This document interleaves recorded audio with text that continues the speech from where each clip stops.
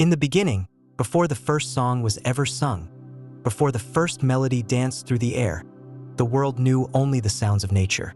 The whisper of wind through leaves, the gentle murmur of streams over stones, the distant call of birds at dawn.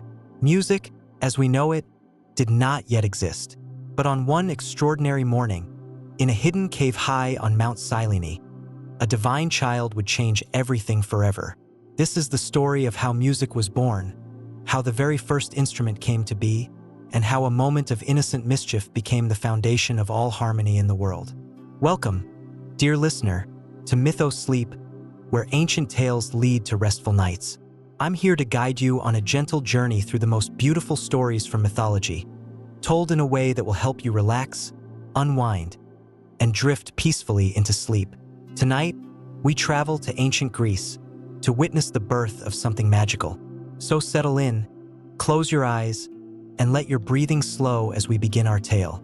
Allow the story to wash over you like a gentle stream, carrying away the worries of the day and leading you toward peaceful dreams. High on the slopes of Mount Cyllene, where the morning mist clings to ancient pines and the air is thin and sweet with the scent of wild thyme, there lies a cave known only to the gods. It is not a grand cavern with echoing chambers and glittering stalactites, but rather a gentle hollow in the mountainside, worn smooth by countless centuries of wind and rain. The entrance is modest, barely wide enough for a person to pass through, and it is hidden behind a curtain of trailing ivy and mountain laurel that sways softly in the eternal breeze. This is the sanctuary of Maya, the most beautiful and the shyest of the seven Pleiades, those star nymphs who dance across the night sky. Unlike her sisters, who delight in the company of gods and mortals alike, Maya has always preferred solitude. She chose this remote cave as her dwelling place, far from the bustling halls of Olympus, far from the curious eyes of the world below. Here, in this peaceful refuge, she can tend to her thoughts and dreams in perfect tranquility. The cave itself seems to breathe with a quiet magic. The walls are smooth limestone, cool to the touch, with veins of silver and gold that catch what little light filters through the entrance. The floor is carpeted with the softest moss, green as emeralds and yielding as silk beneath bare feet. In the deepest part of the cave, a small spring bubbles up from the earth, its water crystal clear and sweet, creating a gentle, constant music that has lulled Maya to sleep for countless nights. But on this particular morning, as the first rays of dawn begin to paint the eastern sky in shades of rose and gold, the cave holds more than just the sleeping nymph. In a cradle woven from reeds and lined with the down of swans, lies a child unlike any other ever born. This is Hermes, son of Zeus and Maya, though he has been in the world for less than a day. To look upon him, you might think him an ordinary infant, with his soft, dark curls and his tiny, perfect fingers. But his eyes tell a different story entirely. They are bright with an intelligence far beyond his apparent age, sparkling with curiosity and mischief and a kind of divine awareness that seems to take in everything around him with perfect understanding. As Maya sleeps peacefully nearby, her breathing soft and regular, the child lies awake in his cradle, studying the play of shadows on the cave ceiling. He has been listening to the sounds of the world outside, the rustle of leaves, the distant call of a shepherd's pipe, the gentle lowing of cattle in far-off meadows.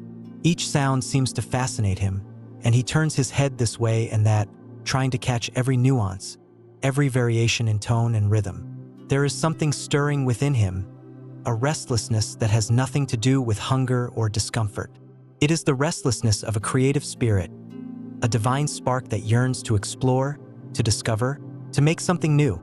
His tiny hands flex and curl, as if already reaching for something that doesn't yet exist. His ears strain to catch sounds beyond the familiar ones of wind and water and birdsong, sounds that he somehow knows are possible but have never yet been heard. The morning light grows stronger, sending long fingers of gold through the ivy at the cave entrance. The light dances across the child's face, and he smiles.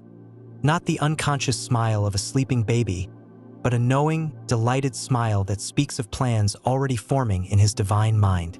Slowly, carefully, with movements far too coordinated for an ordinary infant, Hermes sits up in his cradle. The swan's down rustles softly around him, but the sound doesn't wake his mother. He looks toward Maya with genuine affection, She is beautiful in her sleep. Her long hair spread like spun moonlight across her pillow of moss, her face serene and untroubled. He loves her dearly, but he knows that what he must do alone, with the fluid grace of a god. Despite his infant form, Hermes rises from his cradle. His feet touch the soft moss of the cave floor without making the slightest sound. He stands there for a moment, perfectly balanced, perfectly still, listening to the rhythm of his mother's breathing and the eternal whisper of the spring. Then, with purpose in every step, he begins to make his way toward the entrance of the cave. The ivy parts before him like a curtain, and suddenly he stands at the threshold between the sheltered world of the cave and the vast, unknown world beyond. The morning air hits his face, fresh and cool and filled with 1,000 scents he has never experienced before. His eyes widen with wonder as he takes in the sight that spreads before him. The world that greets Hermes is more beautiful than any dream. Mount Cyllene stretches away below him in rolling slopes of green and gold, dotted with groves of olive trees and wild oak. The morning sun, still low on the horizon, paints everything in warm, honey-colored light that seems to make the very air shimmer with possibility. In the distance, he can see the blue line of the sea, vast and mysterious, while closer at hand, meadows full of wildflowers sway gently in the breeze. But it is not just the sight of this new world that captivates him. It is the symphony of sounds that rises from it. The whisper of wind through grass, the distant bleating of goats on a hillside, the musical trickle of a stream somewhere below, the liquid notes of a lark singing its morning song. Each sound is distinct, yet they all weave together into something larger, something that speaks to the very core of his being. Hermes takes his first step into this world, then another. His small feet find purchase on the rocky path that winds down from the cave, and he begins to walk with the confidence of one who has been walking for years rather than minutes. The sun warms his skin, and he lifts his face to it, delighting in the sensation. A butterfly, brilliant orange and black, flutters past his nose, and he laughs. A sound of pure joy that seems to make the flowers around him bloom a little brighter. As he wanders down the mountainside, following no particular path but simply letting his curiosity guide him, Hermes becomes aware of a new sound. It is rhythmic, deliberate, different from the random music of nature around him. He pauses, tilting his head to listen more carefully. There it is again, a soft scraping, like something being dragged slowly across stone. Following the sound, he pushes through a patch of wild rosemary, its fragrant leaves releasing their scent as he brushes against them. And there, in a small clearing carpeted with soft grass and tiny white flowers, he sees the source of the sound. A tortoise is making its way slowly across the clearing, its ancient shell catching the dappled sunlight that filters through the leaves above. It is a magnificent creature, larger than Hermes might have expected, with a shell that seems to hold all the colors of the earth within its intricate patterns. Browns and golds and deep greens swirl across its surface in designs that speak of great age and patient wisdom. The tortoise moves with deliberate care, each step considered, each movement part of a journey that began long before this morning and will continue long after the sun sets. Hermes crouches down, bringing himself to the tortoise's level, and watches with fascination. There is something about the creature that speaks to him, something beyond its obvious beauty. The shell, he realizes, is not solid. It curves and hollows, creating a space within. And that space, that hollow chamber, seems to whisper of possibilities he has never considered before. The tortoise, sensing his presence, stops and turns its ancient head toward him. Their eyes meet, the bright, curious gaze of the divine child and the deep, patient wisdom of the earth creature. For a moment, they simply regard each other. And in that moment, something passes between them. An understanding, perhaps. A recognition of the role each must play in what is about to unfold. Beautiful one, Hermes whispers, his voice soft with wonder and respect. You carry such a perfect shell, such a lovely hollow space. I wonder what music might live within it, waiting to be born. The tortoise seems to nod, as if it too has been waiting for this moment, this meeting, this recognition of its destiny. And then, in a way that is both magical and natural, both gentle and profound, The creature's spirit separates from its shell, rising like a shimmer of heat into the morning air before dissolving into the light. What remains is the shell itself, perfect and whole and somehow singing with potential. Hermes lifts the shell carefully, reverently. It is lighter than he expected, and when he turns it over, he can see the smooth, pale interior, curved like a bowl, hollow like a cave. He taps it gently with one finger, and it produces a soft, resonant sound that seems to hang in the air longer than it should, as if the very atmosphere is reluctant to let it go. Yes, he breathes, and his eyes shine with the light of inspiration. Yes, I can hear it. I can hear what you could become. But a shell alone, he knows, cannot make music. It needs something more, something to give it voice. He looks around the clearing, his divine mind already working, already seeing possibilities where others might see only random objects. His gaze falls on a stand of tall reeds growing beside a small stream that bubbles through one corner of the clearing. The reeds are straight and strong, perfect for what he has in mind. He selects 7 of the finest reeds, each one singing a different note when the wind passes through it. 7, like the 7 stars of the Pleiades, like his mother and her sisters dancing across the night sky. 7 notes to create the foundation of all music that will ever be. But reeds and shell are still not enough. He needs strings, something that will vibrate and sing when touched. And as if the universe itself is conspiring to help him, he hears a familiar sound from the meadow beyond the clearing, the gentle lowing of cattle, the soft chiming of the bells around their necks. These are no ordinary cattle, he realizes as he makes his way toward the sound. These are the sacred cattle of Apollo, his half-brother, the god of light and prophecy and, yes, music. They are beautiful creatures, white as fresh snow, with eyes like liquid gold and voices that seem to harmonize with the wind itself. They graze peacefully in the meadow, tended by no visible shepherd, content in their divine nature. Hermes approaches them with a smile that is equal parts innocent and mischievous. He has no intention of harming these magnificent beasts. Indeed, the very thought would be abhorrent to him. But they have something he needs, something they can spare without any loss to themselves. The sinew, the gut, that can be transformed into strings that will sing with celestial beauty. Beautiful ones, he says to the cattle, and they turn their golden eyes toward him with interest rather than fear. I have need of a gift from you, something small but precious. Will you help me create something wonderful? The cattle seem to understand, for they gather around him with gentle curiosity. And through means that are both magical and practical, both divine and natural, Hermes obtains what he needs: 7 lengths of the finest sinew, each one perfect for its purpose, each one freely given by the sacred beasts who somehow understand the importance of what is about to be created. With his materials gathered, the resonant shell, the straight reeds, the singing sinew, Hermes finds a quiet spot beneath an ancient olive tree whose gnarled branches provide perfect shade. The tree is old beyond measure, its trunk thick and twisted, its leaves silver green and whispering with the wisdom of centuries. It seems the perfect place for the birth of something new and eternal. Beneath the ancient olive tree, with the morning sun filtering through the silver-green leaves and casting dancing patterns of light and shadow on the ground around him, Hermes begins his work. There is no hurry in his movements, no sense of urgency. This is a moment that exists outside of ordinary time, a moment of pure creation that deserves to unfold at its own perfect pace.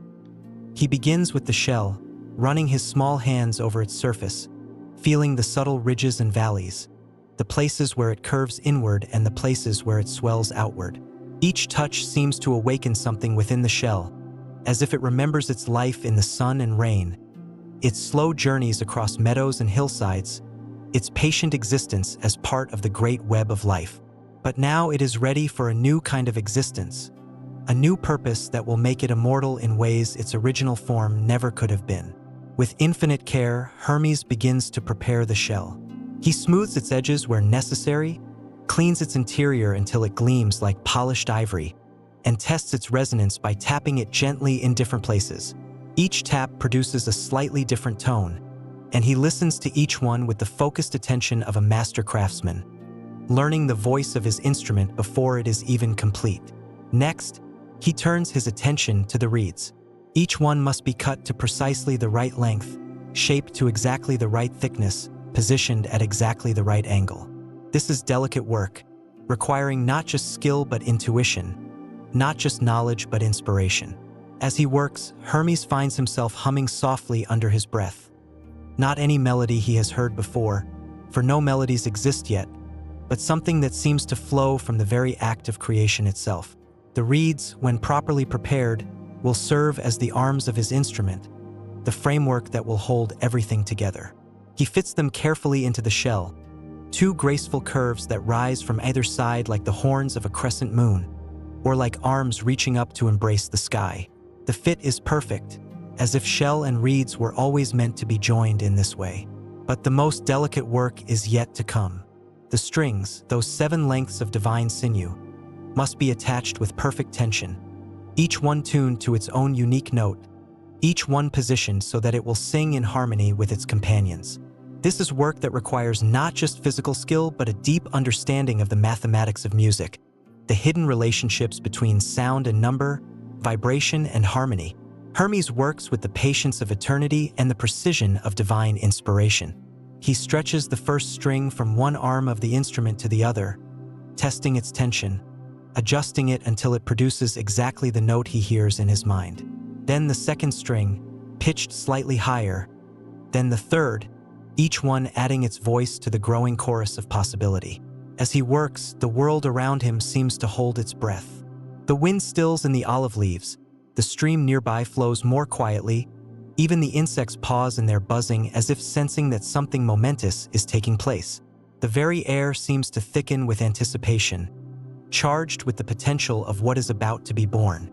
The fourth string, the fifth, the sixth, each one perfect, each one necessary, each one adding its own color to the palette of sound that is taking shape beneath his hands.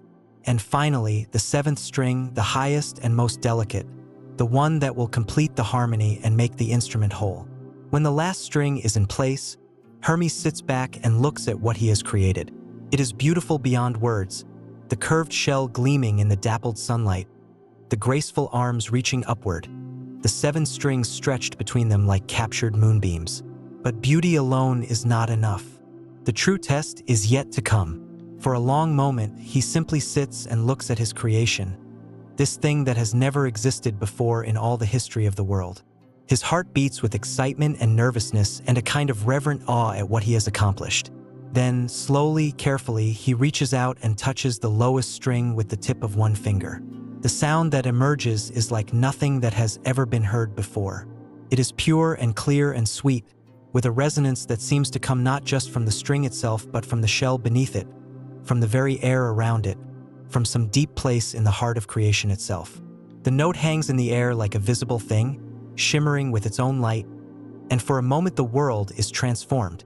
The olive tree above him rustles its leaves in what sounds almost like applause.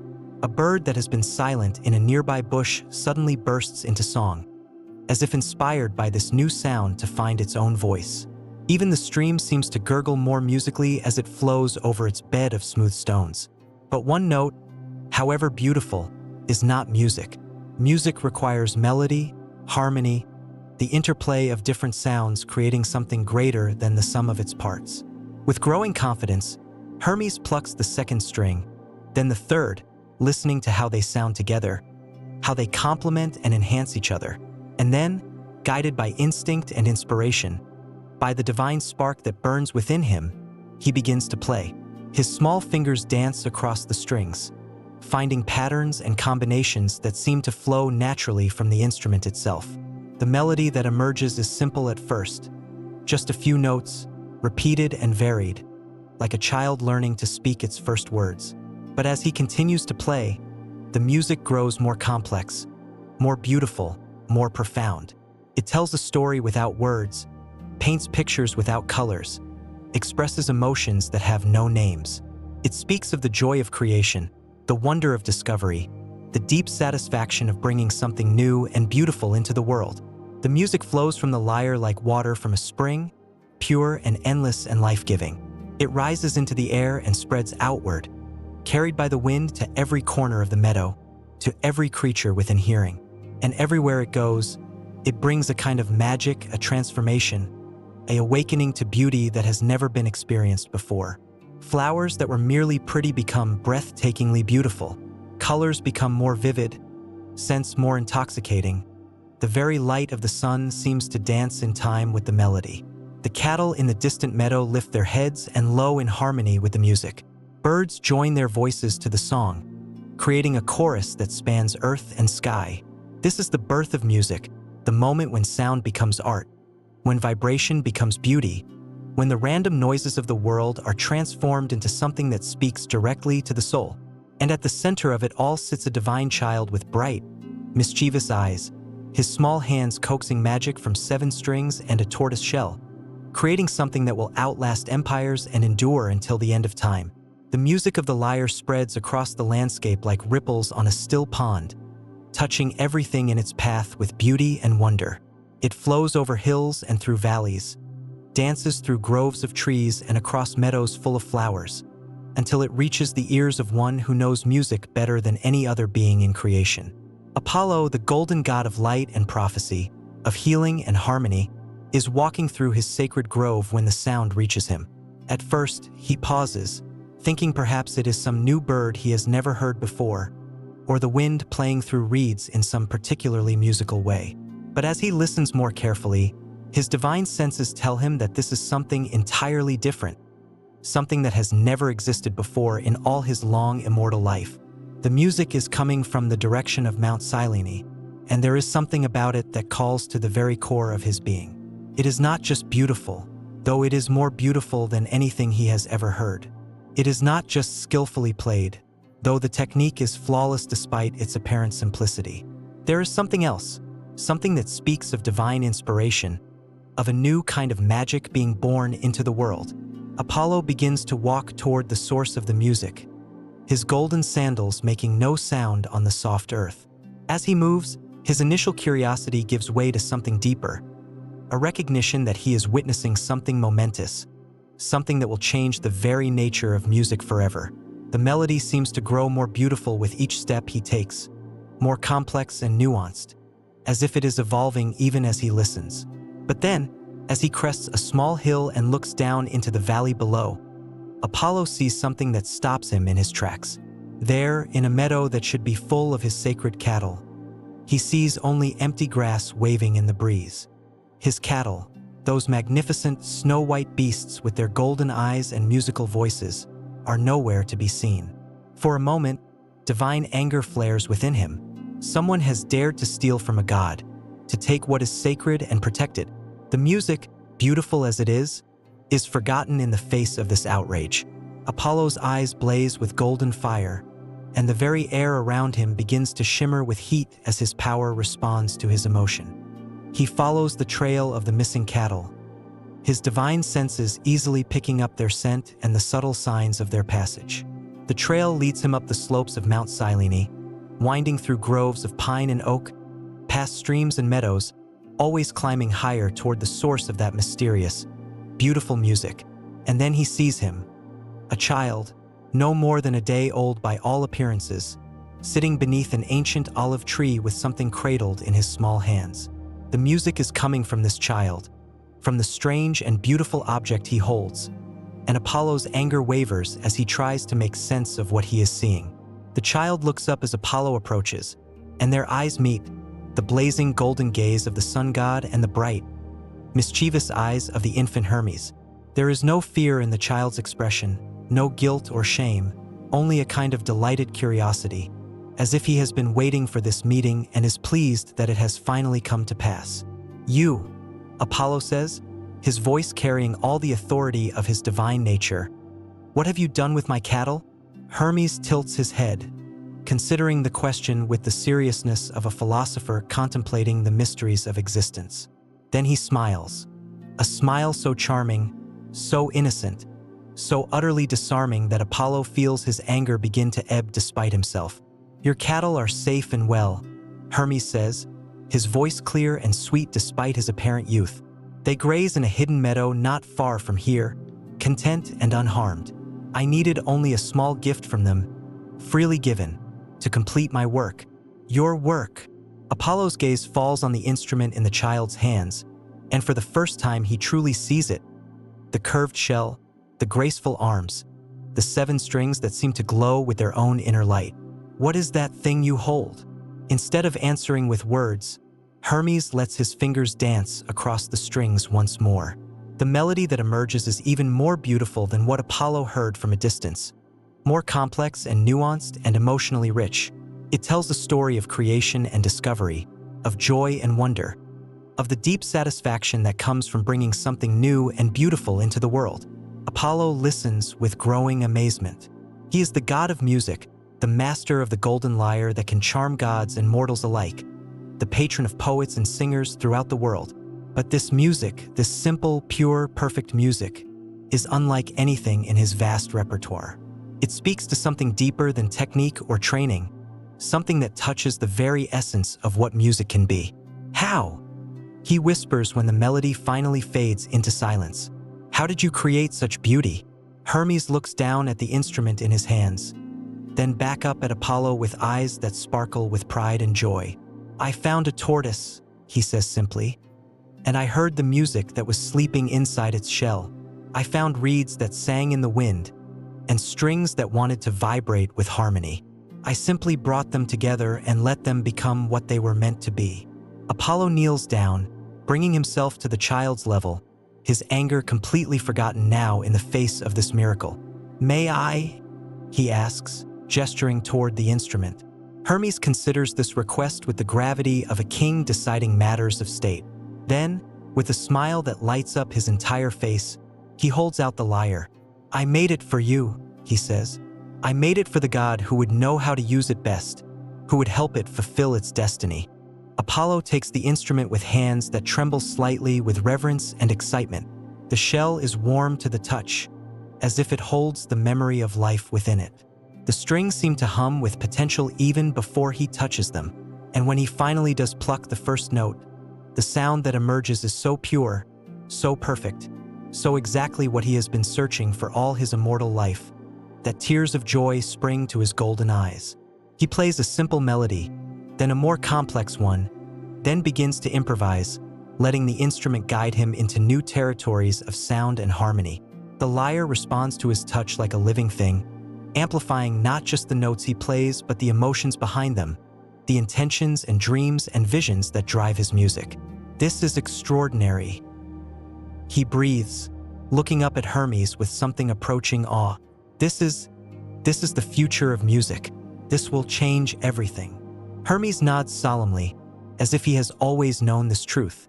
It is yours now, he says, a gift from one brother to another, from one who creates to one who perfects. Apollo's eyes widen as he realizes what the child has just revealed.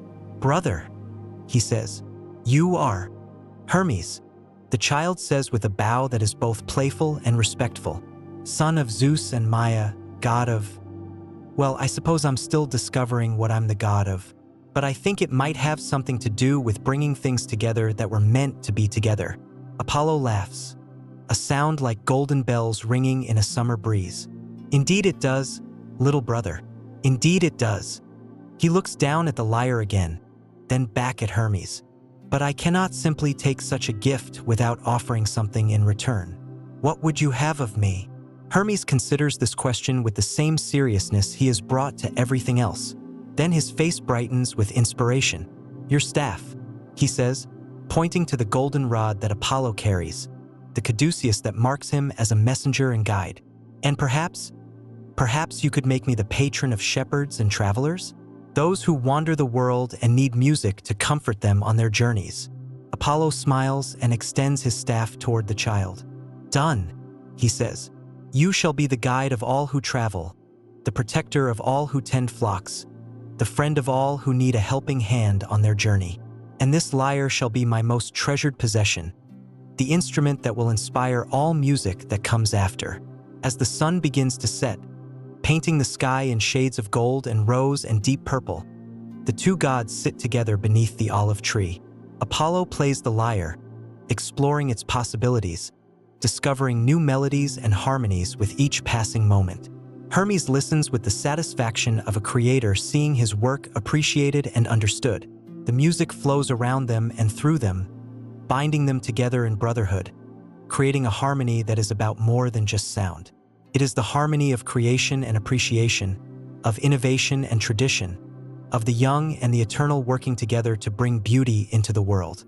And in that moment, as the first stars begin to appear in the darkening sky, music truly comes alive, not just as sound, but as a force that can heal and inspire, that can bring joy in times of sorrow and comfort in times of fear, that can unite hearts across vast distances and speak truths that words alone could never express.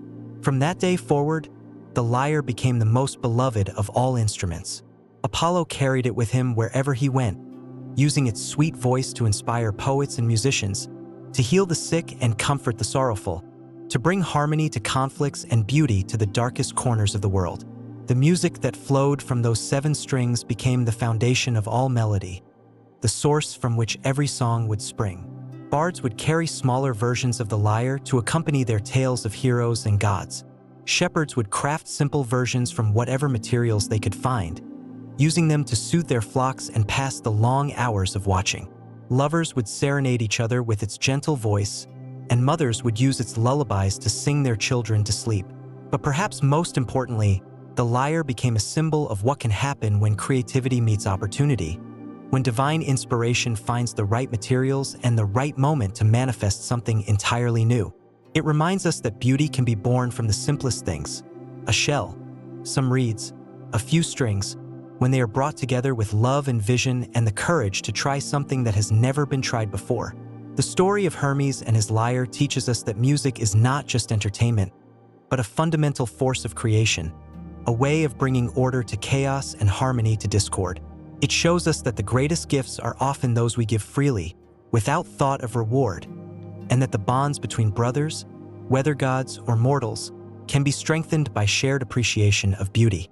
And so, as you drift towards sleep tonight, let the memory of that first music wash over you.